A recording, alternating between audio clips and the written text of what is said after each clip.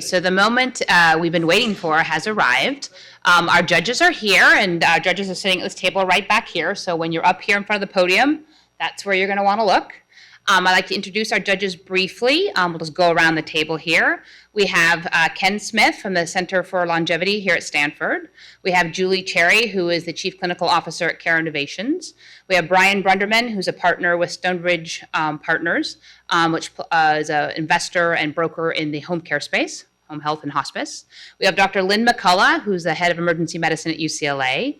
We have Dr. Rita Gatak, who's the head of post-acute services here at Stanford Hospital. And we have Kunal, and I cannot pronounce your last name, who's from healthcare architecture at Intel.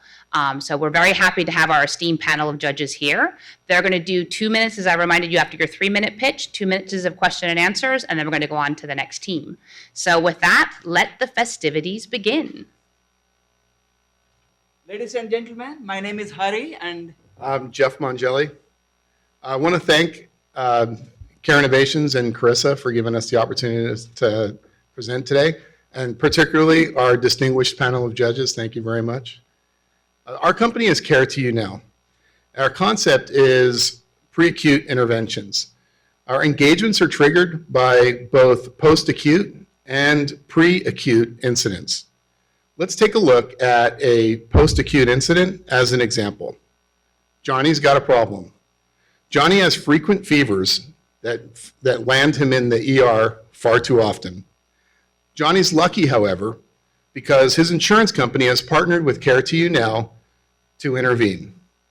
Once engaged, we do a basic triage of Johnny, with the goal being to match the appropriate care resource with Johnny's needs. The resource may range from a provider to a nurse to a CNA or other caregiver. The selected caregiver then goes to Johnny's home, where they conduct a formal assessment and determine and implement appropriate prevention strategies. Proactive involvement reduces Johnny's ER visits and establishes a lower cost point of contact to Johnny's care team. In a pre-acute engagement example, like maybe Johnny falls a lot, we incorporate metadata into our pre-assessment. An example would be real estate. So we analyze whether Johnny lives in a single-family residence with a pool or maybe a high-rise apartment, which might indicate that his behavior is a high-risk behavior that could lead to greater problems. So how much do ER visits cost us? According to the CDC, in 2011, there were 136 million ER visits, of which approximately 25 million were children. Of those, only 12% resulted in hospitalizations, which means approximately 82% of ER visits were actually not critical. With an average cost per visit of $1,200, that's an annual cost to society of $30 billion annually. If we're able to impact with our solution 20% of the highest utilizers, then we estimate our market potential to be $6 billion. So why now? What's changed? There's a paradigm shift happening in the fee-for-service model towards the managed care model. Along with that, home health and home care agencies are ideally situated to play a role in pre-acute interventions.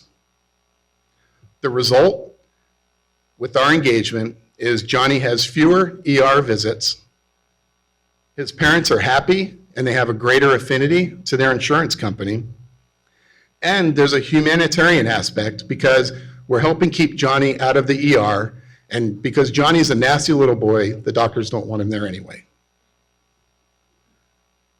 Questions? any questions?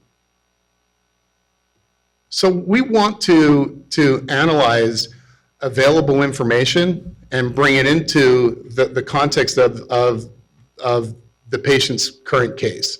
So we're using falling and real estate as a correlation, because if he lives in a high-rise building and he's escaping from his pen, and we actually have a picture. Do you want to go ahead and flip to our picture? We actually have an example of a picture of a kid climbing out of his pen. If he's in a high-rise environment and he's doing that, which is causing him to fall, well, that could be an indication that there could be greater things that he might be getting himself in trouble with. For example, also if he's able to escape his enclosures and they have a pool. So what we do is we make a suggestion that what can they do. For example, this is a mesh, right? We might suggest make it smooth so he can't climb. So that kind of a preventive advice to avoid the incident to occur. How are you recruiting patients to your platform? Are you going out and engaging primary care physicians in the community? Are you asking ER providers to prescribe the solution? I'm not quite clear on that. So our model, our client is the insurance industry, the insurance companies that are trying to be profitable in a managed care environment. Really an ACO or any kind of managed care setting, we would benefit. So our goal is to approach, let's say, an insurance company and ask them, we want your 20% highest utilizers of the ER, and we want to effectuate that population. That will be the target of our pilot. Yes, sir. So would you say that the focus of your intervention is on taking a deeper look at the medical records and situation of Johnny, or are you focusing primarily on the environment and you're looking at environmental changes? It will vary case by case, but we absolutely, we believe that a proper home assessment in a managed care environment for high utilizers is a big step towards future prevention. Yeah, we are actually focusing on all conditions. This is only an example of what we are going to do. To give you an idea of what happens. We're using pediatrics as a focal point, but really it's an entire population. Go ahead, Brian. Oh, I'm sorry. So if you're dealing with these at-risk entities, walk me through your revenue model. Is it a service-based fee model? Is it a capitated model? Is it a shared savings? Yeah. What we're looking at doing is we have two pricing models. The first pricing model would be to establish results. So then we can do that in a pilot over, say, a 6-month period. We're able to demonstrate with your high-risk users, we've able to reduce that population with a target goal of 20% of activity. We want to make a fee of that percentage savings. That's our first goal. As a fallback, plan B, we want to be paid per incident. Okay, so you've thought about sort of a participation in the shared savings as a sort of go Right, forward eventually. ideally, yes. Thank you. Okay, so that completes our judges Q&A. We get 2 minutes for that. Okay. So thank you very much. Sure. This is CareToYou now. Thank you. Okay. So NFC technology, first of all, this phone is actually a lot of sensors in it. It's not a screen. We are obsessed with the screen and we think it's a screen. There is GPS, there is Wi-Fi, there is Bluetooth, NFC, Zigbee, and you name it, accelerometer, compass, and all. So we want to use these sensors for seniors and for children. So NFC is my actually technology of my passion. So I'll give you an example of NFC usage. This is a solar system poster. Okay, and I put here this phone and on sun. So it gives you a picture, video of sun.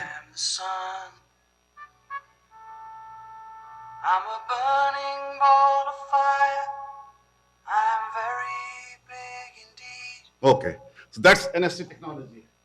If I put here on some other thing, it will give another video. I am Jupiter. Okay, that's it. So this is what NFC technology is. Okay. Now, what I want to do is to make memory games, puzzles for seniors, and NFC tags objects, photos, souvenirs, and all those things to take them to the memory lane, and medicinal Now, this medicine bottle is a thing. So we want to connect it as Internet of Things. So we put this small tag there. This costs 10 cents on the bottle, and the person can touch it and get the instruction video, how to use it. So this becomes, medicine becomes a thing. This is a broad thing I'm giving. Okay. And this should take off. Okay. Now, for autism children, this is also a children toy. This can be a carpet or a poster or whatever it is, and children can play with the phone and learn things. I want to make all the environment of the child to be very interactive through the use of these sensors, so that child becomes engaging. The problem with autism is that a child cannot focus. And when the environment is very engaging and interactive, then the child will pay attention. And then a person can know, the supervisor, in which thing the child is interested. That's one thing. 2 minutes, so questions for Q&A for the judges?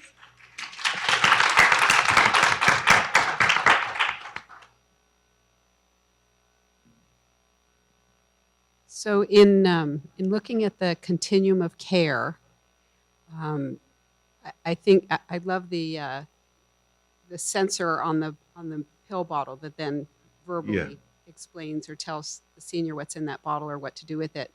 In the case of the children, what are you trying to do, and in what part of the continuum of care does that fall?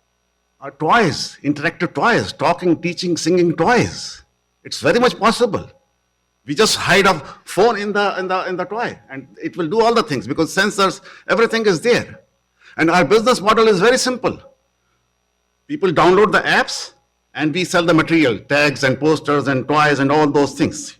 That's a very simple business model. It's doable, very much doable. So just for clarity, your project is about the app that applies to seniors and to autism patients? It's a general idea.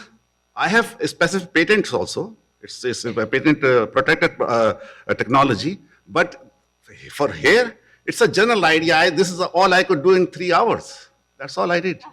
Yeah.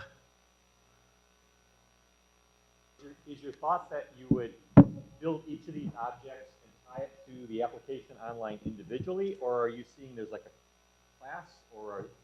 The technology is developing. Actually, we can have an object and content connection relative URL universally acceptable.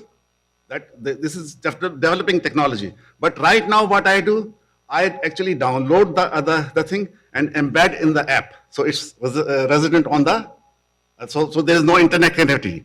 Otherwise, it can be internetly connected devices through Wi-Fi or through whatever technology, cellular technology or 5G, 4G, whatever is coming up, so you can get it connected. Yes, of course.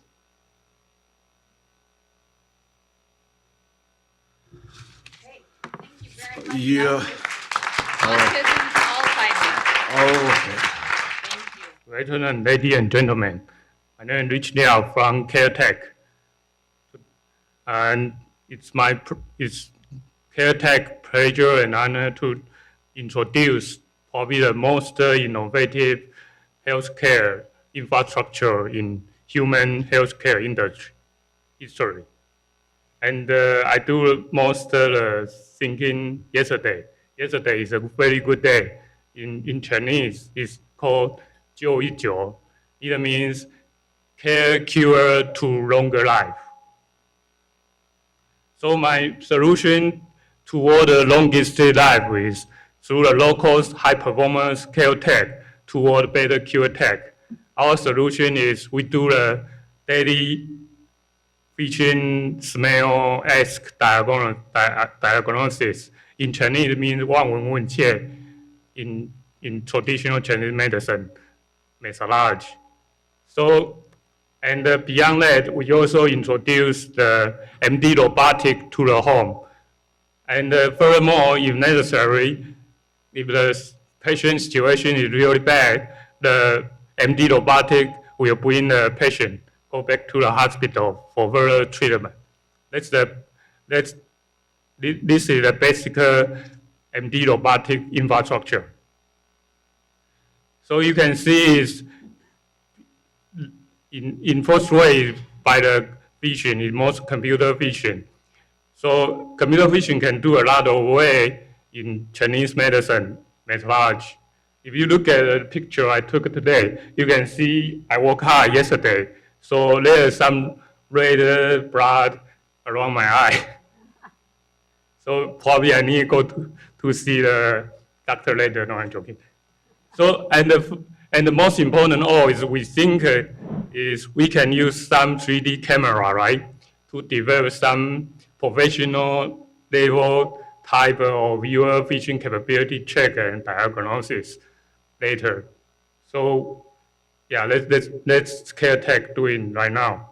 And furthermore, I mean, since some phone even have the lighting vision processor to do the weight, especially for the weight.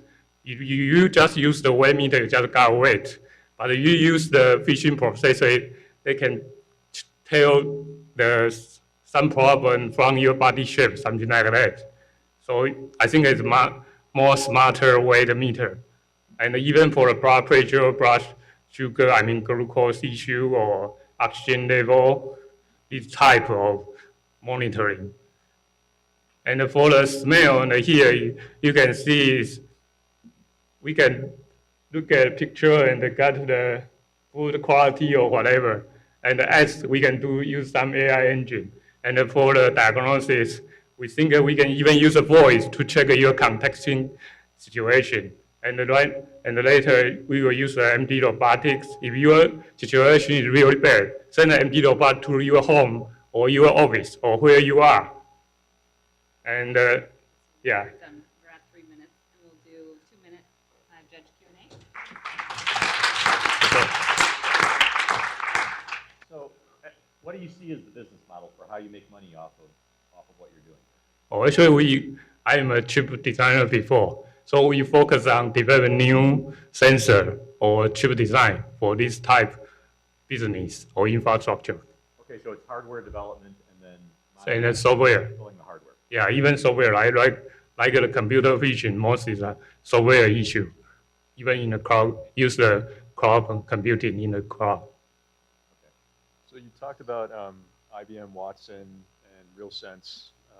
These are all third-party solutions. Are you developing your own proprietary device to be able to make this solution work?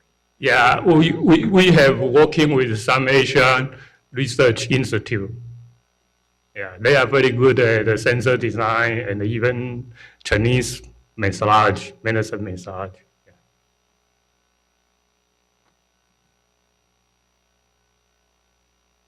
Last one more. So you were mentioning things like weight and blood pressure and things. Now you're getting that off of camera, or are you having a secondary set of sensors to do that? Yeah, right now like a Samsung S5, they have some sensor around here, right? Lighting processor. But we prefer it wearable in a watch. Okay, so you'd have a watch that goes with this. Yeah, something like that. We call 2-inch watch solution. We think right now most watch too small. 2-inch is good for most people. 10 seconds. All right. Yeah, thank you. Thank you very much. That was Caretech. Hello, my name is Murthy PV. That's a long name, Murthy Pichekanu. I am the founder and CEO of IndoMars. Let me tell you about the pain that I'm trying to solve here. The cost of the healthcare is depending on the labor is a big cost, and then the location, travel, and then the continuous caring of the patient. There was a big contest with the AT&T and another hospital in New York. They were claiming that for the diabetes patients, they the insurance companies are spending more than 3 billion or 30 billion, I forget the number, minimum 3 billion, I'm confident about that. They're spending on the negligence of the patients taking medication or the food or their exercises. This is costing the insurance company about $3 billion.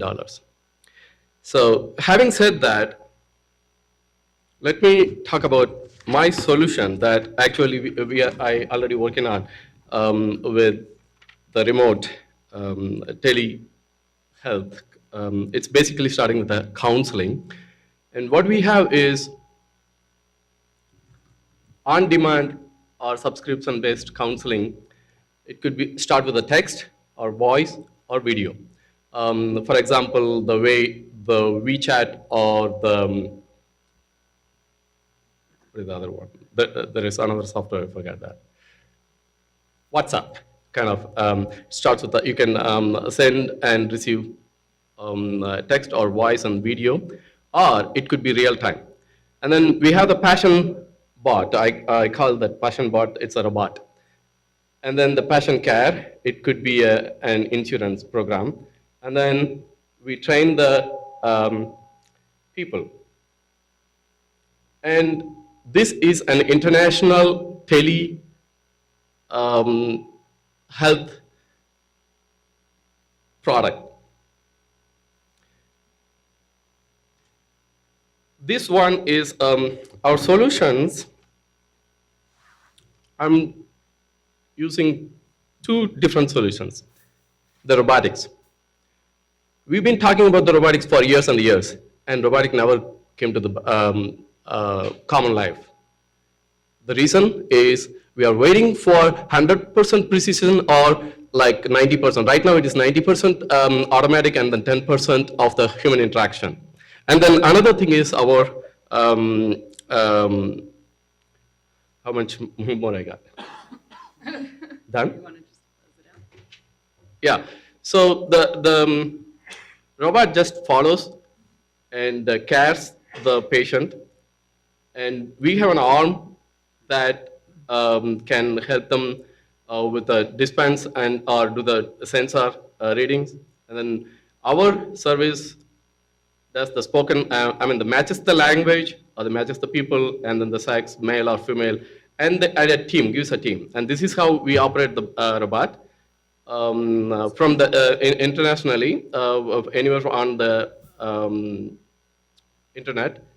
And then when the patient leaves, they have the arm bot. They just wear that mobile on the arm, and seamlessly this session on the robot that goes with their arm. Okay, so time for Q&A.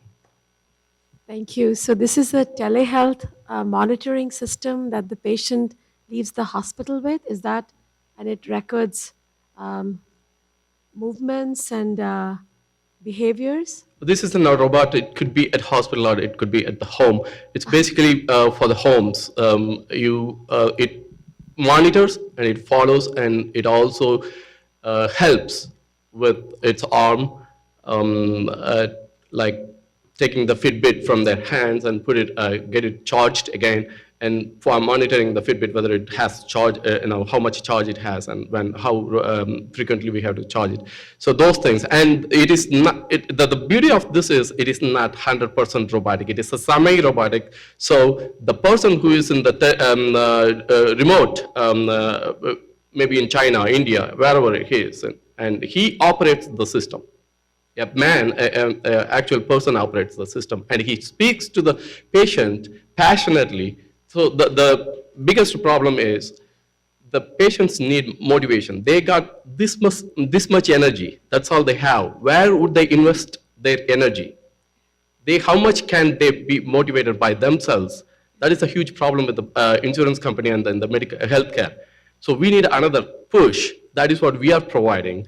We recruit, train them how to talk, and without any stress. We have billions of people, retired people all over the world. And right now, India kind of countries, they are announcing connected India. They want to connect every single villages with the broadband in 2016 with the new president. So the connected world is getting as a mainstream. So this is what we are expecting to do. Can I ask one more question? Are we done? Time. Sorry, out of time. So Oh, okay. Thank you. Connect Care. Thank you. Good afternoon. We are Discharge Concierge. My name is Tanya. Zion. Keith. And Katie? And this is Discharge Concierge, providing patient advocacy in the transition of care. So looking at this model, what our thing was, we wanted to do the discharge concierge. So the person, when they leave the hospital, they're handed a bunch of information.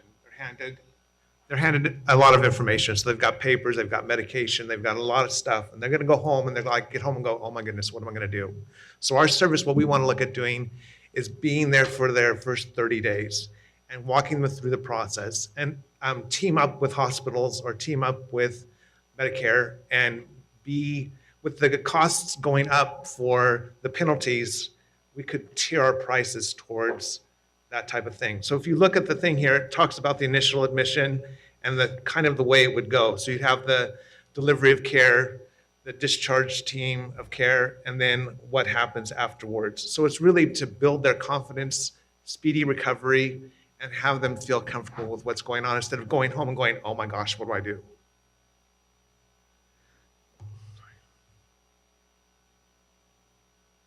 So then another thing we want to focus on is the readmission part. So we don't want them to have to go back. So they're out. Our thing is the readmission. If they go back in 30 days, the doctors aren't going to get paid, the hospital's not going to get paid, so it's going to help everyone in the long run. So how it works. So you have the discharge information. It can be either downloaded. If the people that are technical savvy, they can use a smartphone that can be put into their phone system, or they can have it in writing. So there's two ways. You've got the ones that are tech savvy and the ones that still want it in writing. So the patient experience. So the patient gets discharged, the information gets downloaded, so then we can understand and we can help the patient understand what they've been given. We can avoid infections and complications by going through all of this stuff with them, being with them from start to finish. They've been in the hospital, but now they're at home and they're on their own. Patient experience, understanding the care instructions, avoiding infections again, and mitigating resources of symptoms. And that's what we have.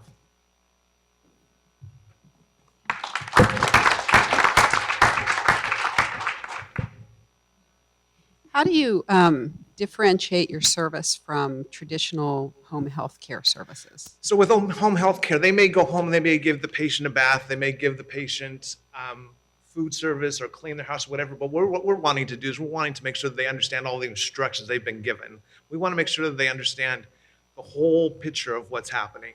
So they can have an in-home care person, but are they going to go through all of this stuff with them, or is their focus just to take care of what their basic needs are?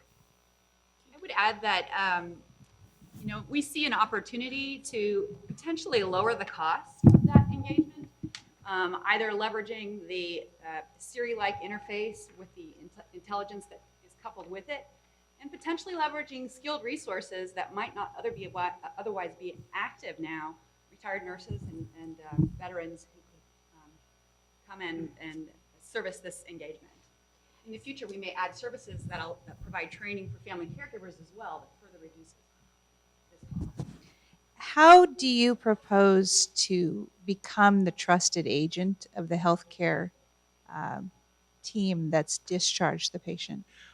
I think that if we are engaged from the very beginning, when they're the unexpected or the expected event, if we're there with them and we're letting them know that we're going to be there for the patient, and not only just engage the hospital, but have the patient think that they're part of the process as well. So it's the communication, it's making them feel better, it's the whole thing. Let me be more specific.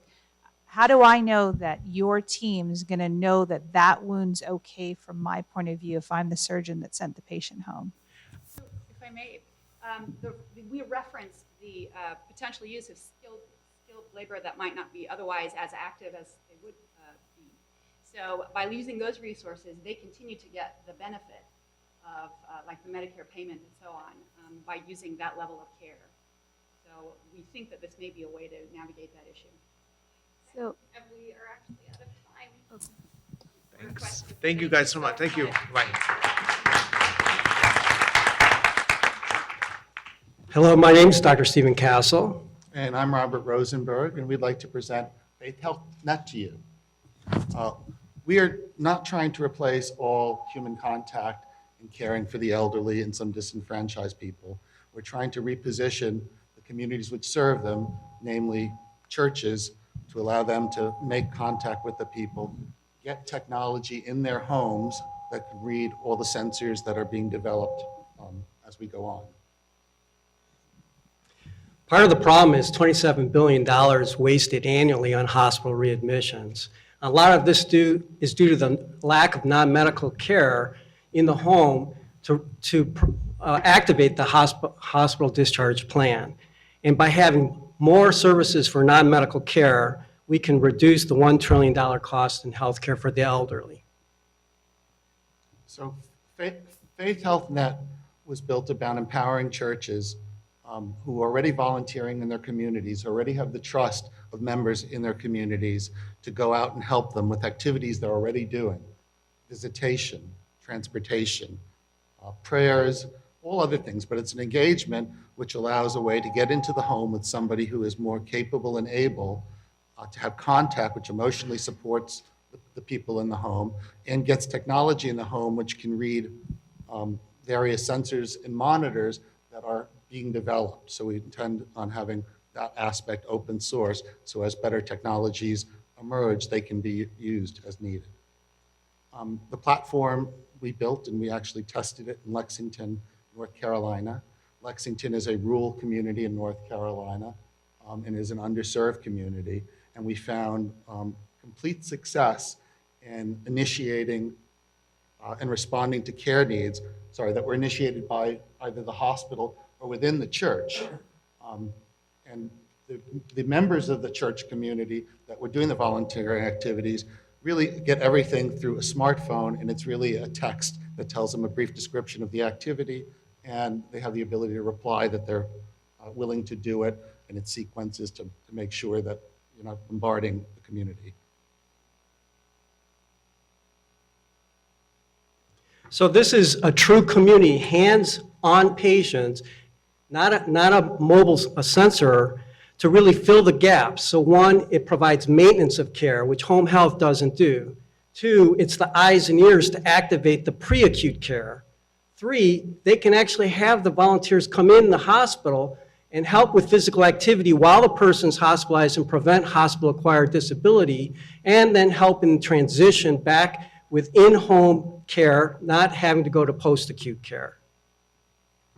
Part of this is a value proposition which really helps promote wellness by looking at fitness and doing a senior fitness assessment in the home and providing an individualized exercise program and motivation to do that exercise.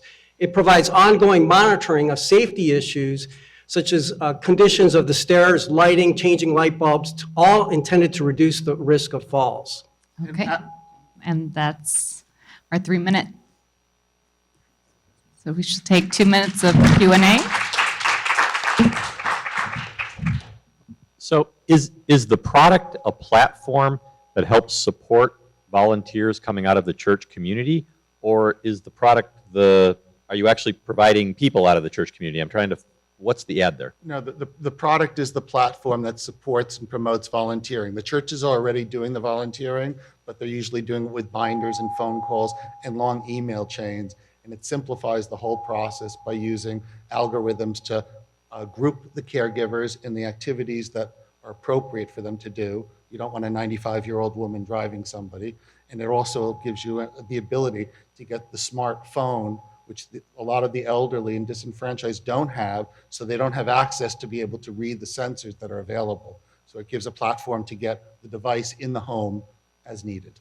It provides the care on demand, so it can So be it's accessed. it's a platform that supports the volunteers that are going out there already to be more value add to the people. Okay. A lot of the resources that you're talking about corralling here, it seems would be really local, very, very local, very fragmented. Have you thought about how do you anticipate being able to identify those in various communities, since they will be quite a bit different from city to city, I'm guessing? Well, we did some testing and piloting in Lexington. In Lexington, we were partnered with Wake Forest Baptist Medical Center, but they were a partner. They weren't taking the active lead. And in Wilmington, which is where I come from, we approached some of the larger churches, and they absolutely were welcoming any opportunity to help their members care for one another, because it's perfectly aligned with the missions of all the churches. So your experience there, these faith-based resources were already, the hospitals were sort of a nexus because they already had some connection or relationship.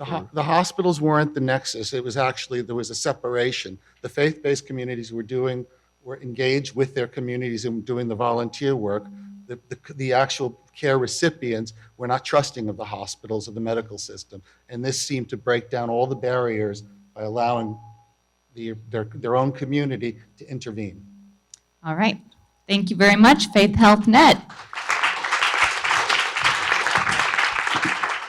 Hey everyone, I'm Angelica. And I'm Phoenix. Quick survey, how many of you actually have a Fitbit or another wearable device? Okay, good. So FitSleep.me, we're here to help look at how sleep empowers the user and the care team. So redefining the care team often begins with caring for me, right? Let's start there. I'm gonna actually go straight to our demo because we only have 3 minutes, and then I'll go back and go through our presentation. Just make sure. Okay, so what we actually did over the course of, we ended 9:30 last night on this part of it, truly a hackathon. We actually hacked into the last 120 days of my Fitbit data. And we were interested in looking at, how much sleep should I be getting? Looking at the daily averages of my activities. So if I've been averaging 6,000 steps, like different night averages, right? I should see that I should be close to 237 minutes on Tuesday night. Why is this important, and why does this relate to our vision of FitSleep.me? And I'll go through the rest of our presentation. All right, let's take it back. So what's the problem statement, and how is this a huge opportunity for us looking at the wearable space, but also really looking at managing, looking at self-care? And wonderful input yesterday from everyone here who's been wonderful in advising all of us as entrepreneurs. The bigger statement we wanted to step back and really think about holistically is how might we improve early detection and management of Alzheimer's to thereby lower the cost of care and improve sleep and fitness, because they really go hand in hand. In terms of the cost burden for Medicare, we're looking at $226 billion just in this country last year, direct costs for those with Alzheimer's. Those are just diagnostic relationships. So the problem with that is less than half, or 45% of seniors diagnosed with Alzheimer's disease are even aware of the diagnosis.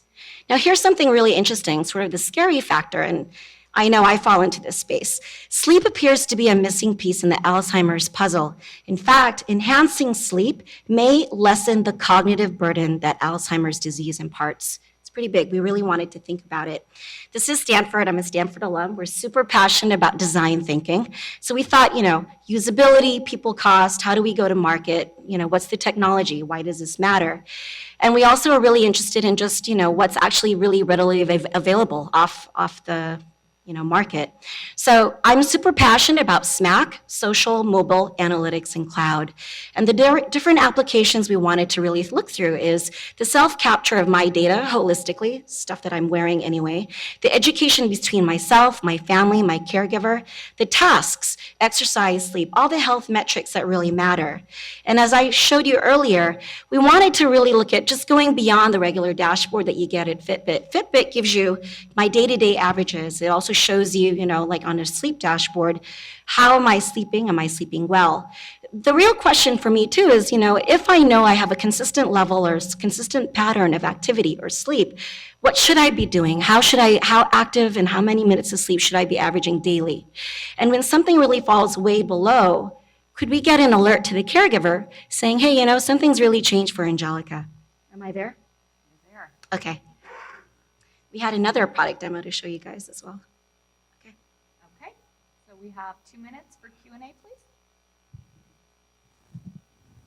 Thanks for that presentation. So I'm trying to understand, does your platform only work with Fitbit? And are you working directly with providers to prescribe the solution to their patients? Yeah, it'd be Two-part great. question. Yeah, super. So we just, for the MVP for this weekend, we chose Fitbit because I have readily available data. But in fact, we could actually create an entire caregiver dashboard. You sort of looking at in med school, these are things that are very relevant skill sets. What we'd want to do is actually create a dashboard. We could even create other mobile apps. Here I took the Activities of Daily Living SF36 standardized questionnaire. These are things that a caregiver or caregiver team could actually utilize on our platform, enable both the patient or their caregiver to actually self-assess. So on the one hand, there are things that you just do seamlessly with your Fitbit. Then there are other things we really want to see. What are you capturing? What are you feeling? And how does that parameter look over time? So the dashboard itself will be something that we can create as an open API. We can use perhaps even actually 23andMe. One of the things that, going back to my very first slide, we really want people to think about the whole circle, the education of the self, the sleep patterns, the vital signs, how to monitor, share, and alert myself or the caregiver if things really require a little bit more immediate action. So we intend to release both the API and the mobile app and continue to use readily available open APIs out there. So we started with Fitbit just because we only had 24 hours. We have 30 seconds left. Yeah. So by the way, I appreciate the connection of sleep with exercise. I really like that. Yeah. The question is the what you're providing as a product, are you have an algorithmically looking for things that fall outside of a normal band, and you're alerting when you fall outside a normal band based on empirical data? Thanks so much for that, because actually we did work with a data scientist. So we actually did a Fitbit model on this. It's an aggregate model. And so the idea is we could get an alert. So let's say I am older and I am working with my caregiver. We see what the daily average has been on my dashboard. When things are looking like I'm either depressed, I'm not sleeping, or something has really changed, we'd actually like a trigger alert to be sent to my caregiver or my family member, and we can discuss. All right. Thank you very much. FitSleep.me. My name is Forbes, and I'm presenting Healthcare BNB. It's a B2B marketplace. Try to bridge among caregivers and payers. Now, right now the biggest problem is not information asymmetry among those B2B parties. The biggest problem is mismatch between supply and demands. Now, if you look at any sort of marketplace like health insurance or service provider, it's B2C. There's no B2B in the market at all. Now, if you look at the whole healthcare industry, actually that's, you can look at it in a horizontal way or a vertical way, but it evolves with all those four things: people, organization, products, and service. Now you can think about healthcare as equipment or drug or service or IT. Now our healthcare BNB is totally from IT perspective. We want to make buy and sell health plan as well as health care service frictionless, which means by one click it's on cloud. Now we want to make it from paperwork to paperless and eventually to memberless, which means from one click to zero click. You can use machine learning or big data to make a recommendation for me. What we want is a plan or care service plan is safer, cheaper, better, and faster service. Look at how you file your claiming. It's very painful, right? A lot of paperwork. There are a lot of brokers, middlemen. You need sometimes you need to have with RFPs, RFQs. So there are a lot of pains at the buyer side as well as the seller side. So we want to make it fully automatic. So this is the whole way. Now our revenue model is loyalty based. So this what I present is not just an idea. Behind the scene, under the hood, we have a cloud BNB, which can go production by the end of this month. So I suddenly, because I come from big data, cloud automation background. In my DNA, it's all about automation. I believe nothing manual cannot be automated. Everything can be automated except the creativity. So with this sort of marketplace, it will be much more fractions. And I believe we need to think about both vertical streaming and horizontal consideration. For example, in healthcare, right now, for any kind of service, there is no service standardization. There is no formal workflow, whatever, that's it. Okay, thank you. And we will have Judge Q&A for 2 minutes.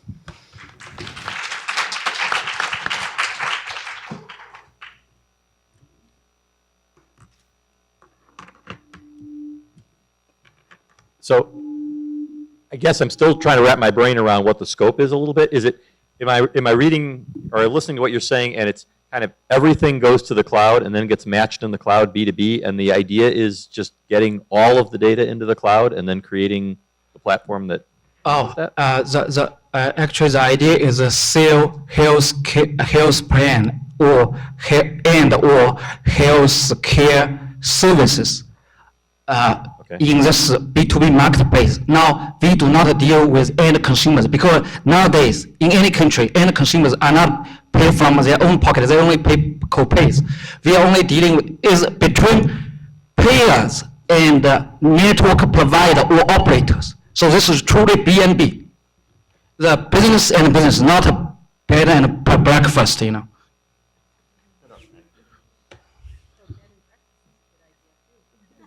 Yeah. We have 1 minute left.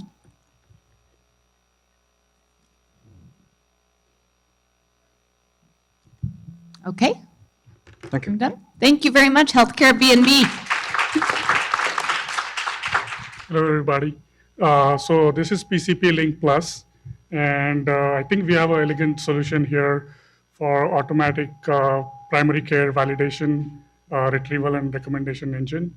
And just to introduce ourselves, so I'm Aniket Vartak, and my background is in data science. I'm Parag Gadkari. I'm an architect in healthcare IT for about 13 years now. My name is Parag Gadkari. I'm Saket. I've built a couple of startups. Okay, so what we are focusing on is really the lack of PCP follow-ups and the post-discharge, right? Lack of PCP follow-up for post-discharge actually increases the length of stay and readmission. So we are focusing on that. And Medicare data shows us that it increases the length of stay by about 2 days, increases the readmission chances by 21%. And the overall revenue lost, if you count that, is about $600 million spent, which should not have been spent with a PCP follow-up. Moreover, the home health services require a face-to-face encounter. They also lose revenue or the delayed revenue because of missing PCP. The mortality rate increases. That's another data, without an early PCP follow-up. So that's our focus area. The way we are trying to solve this problem is to maximize the PCP follow-up or the transition of care by automated early validation and retrieval of the PCP by directly integrating the HIS, the information system, trying to review the PCP information and notify if the PCP is not on file, read the claims data, try to process the claims, and the historical data, try to figure out who the PCP is. And if we find a PCP, attach it. Otherwise, notify the case manager and recommend PCPs based on the plan, the insurance plan, and the geolocation of the patient. Apart from that, at the time of discharge disposition, we review the plan of care, make sure there is a PCP follow-up in the plan. Otherwise, we reach out to the case manager or the specialist. This is mostly intended for payers, hospitals, urgent cares, emergency rooms. Most beneficiaries would be payer here. Here's our solution workflow if you're interested, and most of it is we're fitting in seamless integration. We're not asking someone to download any app. We're not asking someone to go to another website. All we're doing is seamlessly integrating with their existing infrastructure. using the existing standards like HL7, CCDAs, and integrating using HL7s or other mechanisms. So competitive landscape. So we looked for what is out there, and we came up with several companies, but they are not providing any automation in as far as yeah. So they are not providing any PCP validation or retrieval automatic. It's all manual process. So we are trying to automate that. Okay, and we will have Judge Q&A.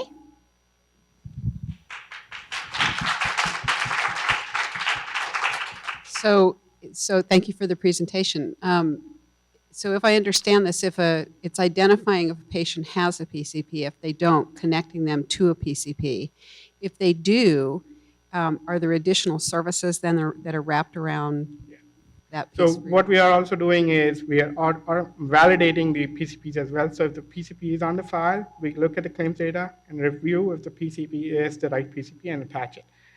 If the PCP is not found, we look at the last referred or last visited PCP or most visited PCP and try to pull that information. I had a question about the patient experience and how that integrates into the algorithm. Patient does not directly get affected. Patients, we affect the case managers. We notify the case managers. We try to ensure that the case managers are following up on the patient's transition of care. This is a start.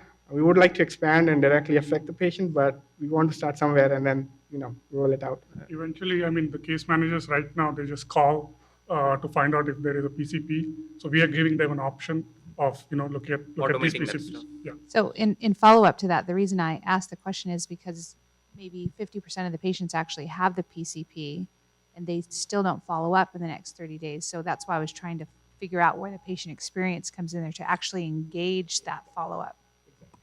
Yeah. And then do you sell this to the providers? Or what's the monetary So approach the here? business. Essentially, it's assumed that there is $3,200 cost to the payer per readmission, and we charge $30 per PCP linked. It's about 1% of the money that they kind of would have lost. That's our basic pricing. And you're charging it to the healthcare payer? Payer. Yes. So are you notified if the PCP cannot take that patient? Sorry, could you repeat? Are you notified if the PCP that the algorithm spits out is able to take the patient or not able to take the patient? So that's right now, for starting up, we are focusing on PCP and alerting the case notifiers and let the case managers talk to the PCP. Some kind of feedback would be interesting add-on. We would like to roll it out by automating the PCP follow-ups, creating appointments and everything. All right, thank you very much, PCPLink. And so next up we have Saving Lives. Good afternoon, my name is Shireen Abouid, And good afternoon, my name is Jose Pacheco. and we would like to improve continuity of care in the hospital. As a clinician, one of the big problems I see, and clinicians will tell you this is one of the weakest links in care of the patient, is upon transition of a shift change from one doctor to another doctor, gaps in care occur, which lead to medical errors. And part of the problem is now there are mandatory limited time shifts for residents, for example, which has resulted in more transfers of care among providers. Also, providers have different systems of relaying patient information. The clinical team's usually overworked and may miss important information during transfer of care. In addition, just the sheer quantity of information that needs to be relayed to the next team is subject to human error. Hospitals face a high liability due to this error. In 2008, it was a $17.1 billion problem.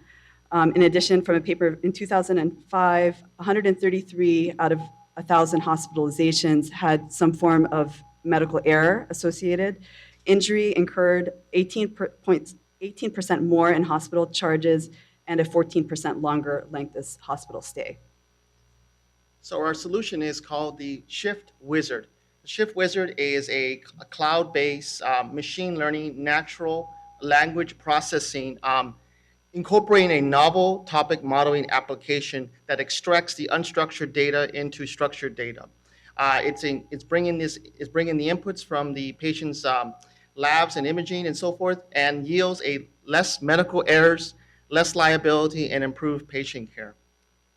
The technical aspects of it is that it brings in the unstructured data from the clinical notes, vital signs, and imaging, incorporates it into a natural language processor, and then it incorporates into a novel topic modeling application which finds correlations between words and other textual features. In addition, it assigns different possible meanings to the clinical words.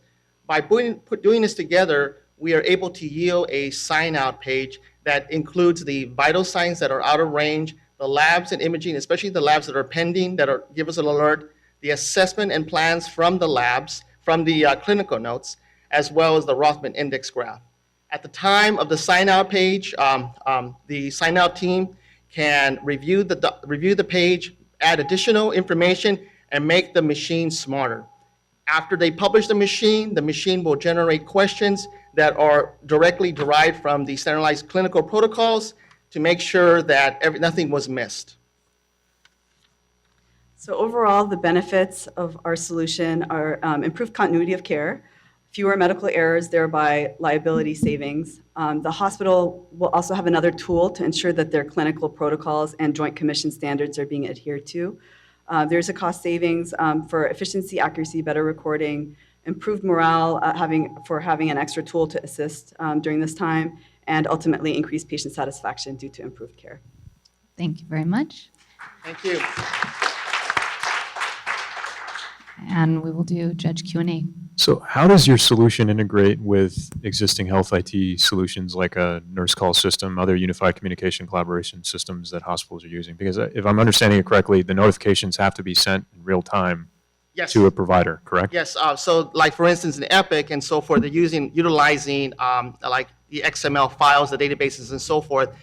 We would have to work with the integrators and so forth because Epic is they don't like to do that kind of work. So we would have to find partnerships with respect to that. I understand the technology and the databases of that. The only concern that I have is the database compatibility because we're trying to move into more JSON and most hospitals are still in XML files. So the scalability associated with that would need to be taken into consideration and addressed. So yes, I've considered that as well.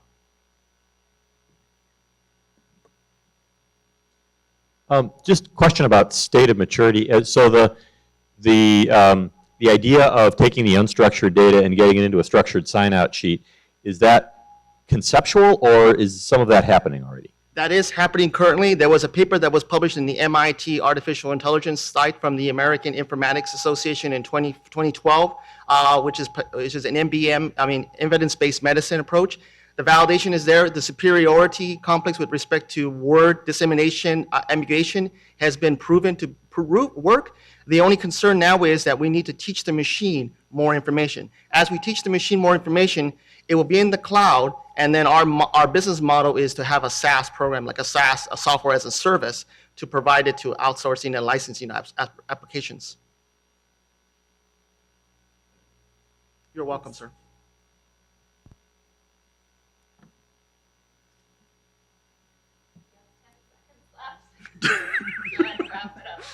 Thank you very much. Saving lives. We are self-care. What we're doing is innovating health information. So I wanted to start with a little anecdote. What's a moment in your life that you realized that you were first an adult? You kind of think of like moving out or going to college, right? But I think that the moment that is actually the time it hits is when you get sick for the first time, when you're out of the house and you realize that mom's not here, she's not giving me a hug, and nobody's telling me that I'm going to be okay, right? The first time that this happened to me, I was in college. I was sick. If we're going to be honest, I had a headache, and I got onto Google and was very worried and diagnosed myself with deep vein thrombosis. For those of you who are unfamiliar, this is primarily something that elderly people are diagnosed with, and it's also primarily in your legs. Headaches are not typically a symptom. I don't know, but I was sure. So I went in, I went to the doctor immediately. I really wanted to be tested.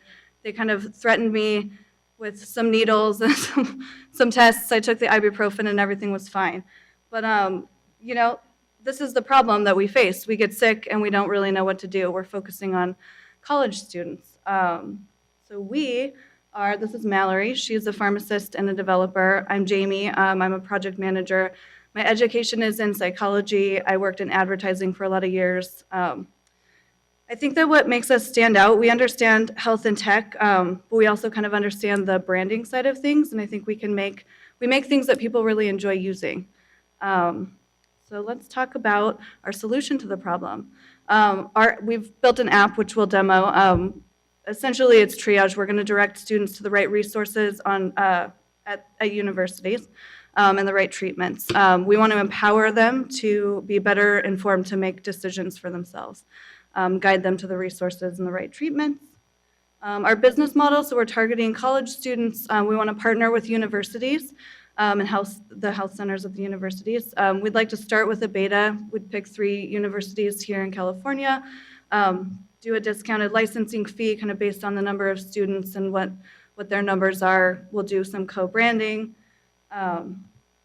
We've gotten some really good feedback so far. Students really love this. We spoke to some ER doctors that really were interested in the triage side of it. They gave us some really awesome feedback in terms of the questions. And then spoke with someone at a university who already seemed interested, so that's really exciting. And I'll hand it over to Mallory to do the demo. All right.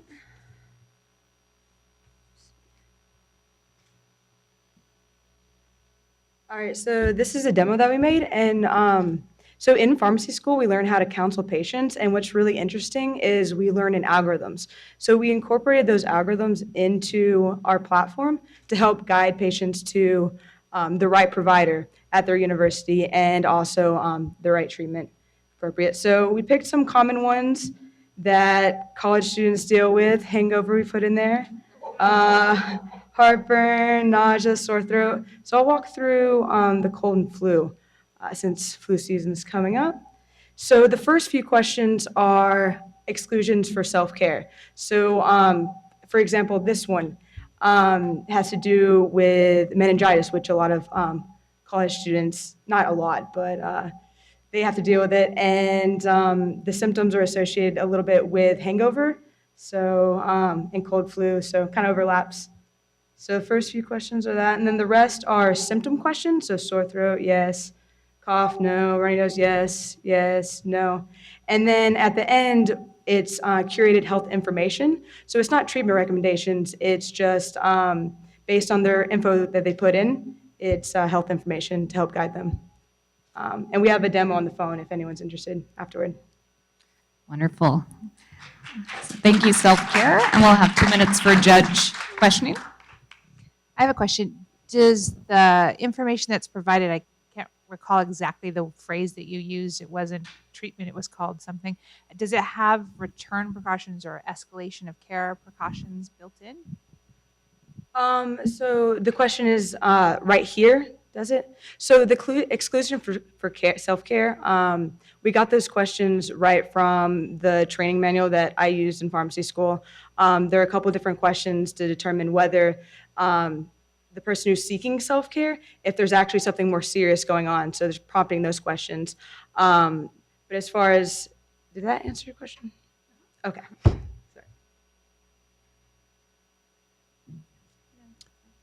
Is there a liability concern? Yeah, that is definitely the question we've gotten most. And so the information that we have, it's the same information that you'll find in any health resource or health book. We're just helping guide the access to it, so helping people get the right information in front of them. So it's going to have the same kind of liability that, say, WebMD or a health information book will have. So how do you envision that this is different than a student going to WebMD and typing in some symptoms? Okay, well, I don't know if you guys use WebMD, but they do have a symptom checker on there. So if you use their symptom checker, say you have a cough, you'll go on there, and instead of guiding you to the right level of care, whatever that may be, it will list out an entire thing of what could possibly be wrong with you. And so people go in with headache, think they have brain cancer, think they have crazy rare stuff that could never possibly, it could, I guess, but it happens to like so many of people I know, and they'll freak out about it, so. Another difference, I think that's a huge benefit to the universities is that if the case is that they don't need to go directly to the doctor, it will reroute them to the resources that the university, so we're kind of spreading out and hopefully avoiding unnecessary trips. What's your business model? We want to start with, well, for the beta, for the first 3, we want to start with like a discounted licensing fee and kind of see where that goes as it rolls out, but then possibly move into risk sharing depending on how it goes. Okay, thank you very much. Self-care? We probably will not be calling it Kager Care. It's an option though. Thank you, guys. Hi everyone, this is Kate Jones and Rogier van Wacht. My name is Thijs van der Plas and I'm going to talk to you about Tulip Care and how we redefine the care team. So the problem with the current home care system is that we have an aging population. There's lots of people who are going to need home care in the near future. There's a high turnover of nurses, almost 30%, and there's a lack of continuity of care. There's lots of caregivers working on this single patients, and that's really confusing for the patient and for the caregivers. And this results in low quality care and high costs. So nurses are unhappy and patients are unhappy. So what is our solution? We focused on solving the bigger problem. We don't want to improve something in the system, we want to improve the system itself. It's community-focused care delivery. We use self-managed nursing teams. We use technology as enabler and support instead of something that complicates the process. And this results in higher quality care with lower cost. And the most important part is that we want to have the client or the patient at the center of the process. So do you remember the talk on the first day with the vortex of American healthcare, with the hospital in the center, and you get sucked in the vortex, and it costs lots of money and lots of time? This is how we see it. So the client is in the center, and around the client are levels of care. And then first you have the informal level, the family and friends, then you have the Tulip Care nursing team, and only then you have the formal care teams, the doctors and the hospitals. So what are these nursing teams? So we envision, and what they do in the Netherlands, they have teams of around 12 highly educated nurses. They use IT to reduce complexity and do their scheduling and their planning. And with all these improvements in the Netherlands, we have companies that have 8,000 nurses and only 30 back office staff. Just think about the overhead reduction that means. So the IT system, all the nurses have a personal iPad in which they put all their information if they go to a client, and they can use this system to communicate with both the client, with other nurses, and with the doctor. So all the information is in one place. And we want to add to this, we want to improve this with remote monitoring. So we include biometrics, we include alerts, and we think that by doing that this way, the same number of nurses can take care of twice as many patients as they do this in the Netherlands. So what will happen? Nurse satisfaction will go up because they can focus on nursing and not on doing administrative stuff and all the stuff they don't want to do. Patient satisfaction will go up because they have better care, the care is more continuous, and they interact with the same team of nurses all the time. And the cost will go down because you decrease the overhead and the patients are happier, so they're less likely to need more care. So what is our pilot model? We want to look at a Medicare Advantage payer to fund it, a Medicare Advantage payer who's willing to invest in innovation to decrease its cost. We want to look at our patients at existing retirement communities and find willing patients who are willing to try something new to get greater satisfaction. And we want to get our nurses from established home care companies because the nurses in the Netherlands are so much happier in this new system. And we're sure nurses in America want this as well. So this, in the end, this will result in happy patients and happy nursing. Thank you all for listening. We're Tulip Care. And for the judges, we have a small handout with some numbers for you. Thank you, Tulip Care. And 2 minutes for Q&A. So are you essentially setting up as your own provider, or are you subcontracting to an existing provider and enabling them? You would, for the pilot project, you would take a team of nurses from an existing provider, but the goal is to set up your own provider with your own groups of nurses that function independently and then support them with IT. So it would be a proof of concept model in the US. There are certainly some, potentially cultural differences or reasons why a model that works so well in the Netherlands might have some challenges here in the US. So a pilot model with an interested, innovative payer, a community of seniors who are ready to try something new, and a group of nurses who are intrigued by this different model of home nursing care. We think that that would be the proof of concept, and then could spin off into a much larger organization.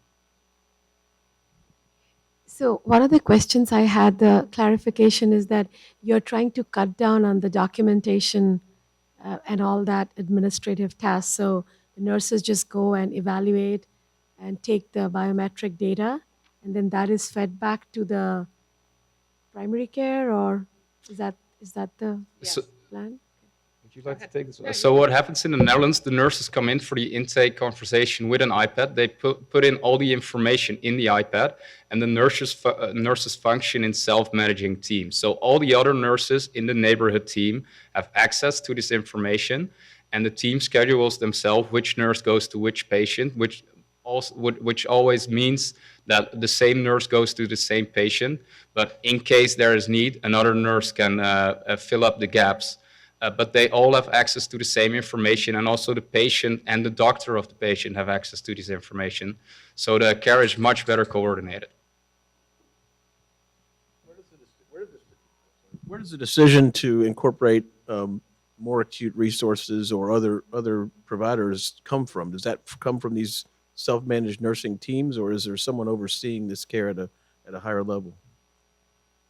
So your question is, why would we want to include more IT on the bottom right here, adding remote monitoring? No, right? Specifically when the decision needs to be made, when these self-managed nursing teams identify a patient who has a higher acuity need, they need someone else in the provider delivery system. Who makes that decision to involve the primary care doc, to involve a higher, maybe they need to move to maybe they need a therapist as opposed to just a nurse. So if we look at this model here, this is what we have, what we call escalating levels of care, and the goal is to keep the patient in the center, which is self-managed care. And if that doesn't work, the first goal is to have family and friends and neighbors help the patient. And if that doesn't help, the neighborhood care team steps in.